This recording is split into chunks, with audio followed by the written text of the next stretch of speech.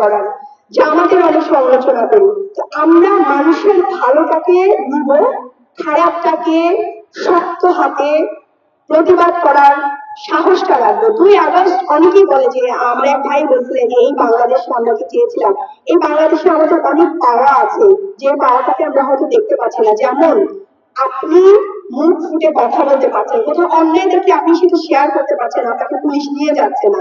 কোথাও অন্যায় দেখলে আপনি এসে রাস্তায় দাঁড়াতে পারছেন, আপনাকে পুলিশ বাধা দিচ্ছে না, যতক্ষণ পর্যন্ত আপনি কোনো রাষ্ট্রের ক্ষতি করছেন। এই যে দাঁড়াতে পারাটা, এটা কিন্তু আপনি পারতেন না। ফরাসি বিপ্লবের পরে একটা ফরাসি বিপ্লবের পরেও দেশের সেই দেশটার ঠিক হতে অর্থাৎ 4 বছর লেগে গেছে। আমাদের একটা স্ট্রাগল ছিল 5 আগস্ট পর্যন্ত, আর একটা স্ট্রাগল শুরু হয়েছে। এটা হয়তো আমাদের 4 বছর, 5 বছর, 10 বছরও লেগে যেতে পারে, কিন্তু এখান থেকে ডিমোটিভেটেড হওয়া যাবে না। আমাদেরকে আমাদেরকে মনে রাখতে হবে অনেকগুলো মানুষ নতুন বাংলাদেশ দেখার জন্য জীবন দিয়েছে। তো আমি আর প্রচন্ড রোদ, আমি আর কথা বাড়াবো না।